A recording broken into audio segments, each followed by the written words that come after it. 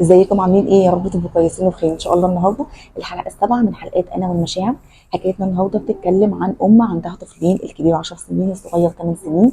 بتقول لي انا طول الوقت بحاول ان انا اوفر لهم حياه صحيه، من اكل، من تمارين، من دراسه، عايزه اشوفهم احسن الناس، وانا مبسوطه جدا بكده وحاسه ان ده اللي بيدي قيمه لحياتي. حلو تمام. طيب ايه مشكلتك؟ قالت لي مشكلتي ان في اخر نقاش ما بين ابني الكبير اللي هو عنده 10 سنين لقيته بيقول لي انت اصلا ما بتفكريش غير في نفسك، انت اصلا ما بتعمليش غير الحاجه اللي تريحك، انت ما بتفكريش فينا، احنا ما بنحبكيش زي ما انت ما بتحبنيش. طبعا الام اتصدمت جدا وحاسه ان الكلام صعب عليها، بتقول لي وانا ام وحشه للدرجه دي؟ طيب خلينا نقول ان الطفل بيمارس ابتزاز عاطفي على امه، وده طبيعي وعادي وبيحصل من اطفال كتير. بس ما هو إيه اللي ورا الابتزاز العاطفي ده؟ هو عاوز يوصل لك ايه؟ بمنتهى البساطه انت مش ام وحشه ولا حاجه، بس انت ام تفتقدي لمهاره مهمه جدا جدا جدا، وهي مهاره المرونه. لازم يبقى عندك مرونه في التعامل مع اولادك.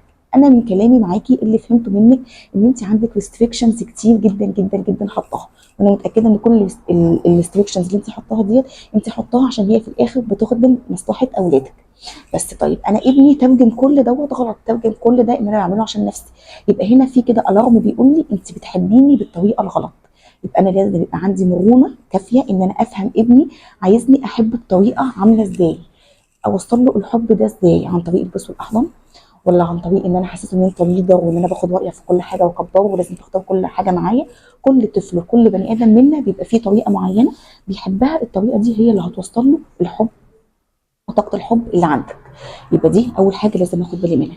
تاني حاجه لازم يبقى عندي مرونه في اختيار خناقاتي، مش كل حاجه اقف عندها ومش كل حاجه لازم تتنفذ زي ما انا عايزه. وارد جدا، انا عارفه ان كل حاجه انت بتقوليها هي اكيد الصح، بس معلش ممكن اكون انا مثلا شايفه في صديق دخل في حياه ابني والصديق دوت مش احسن حاجه، انا عارفه انه في الاخر هيسبب اذيه ليه، هتكلم معاه مره واثنين وهفهمه، بس مش همنعه عن الصديق ده. بس طول الوقت اخلي مثلا خروجاتهم تحركاتهم تحت عيني، انا عارفه بيروح فين وبيجي منين، تمام، وطول الوقت هتكلم وطول الوقت هقول له خد بالك، وهسيبه ياخد التجربه لغايه ما في الاخر النتيجه هتكون ايه؟ ان هو هيتوجع من الصديق ده. عادي عادي ان احنا نسيب اولادنا يتوجعوا وهم صغيرين عشان يحموا نفسهم وهم كبار. بلاش الاوفر بروتكشن اللي احنا بنعمله على الاولاد اللي بيترجم في الاخر ان احنا امهات مسيطره، امهات مش عاوزين نديهم حريتهم وان احنا بنعمل اللي يريحنا بس. هسيبه ياخد التجربه وهسيبه يتوجع عشان في الاخر هيعرف ان ماما ما كانش غرضها اي حاجه غير مصلحتي، وان انا ابقى طول الوقت مش موجوع وما مرش بحاجات تتعبني.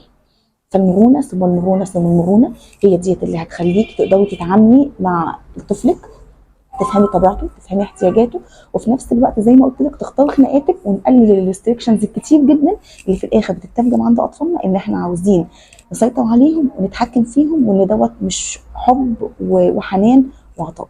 اشوفكم الحلقه الجايه ان شاء الله.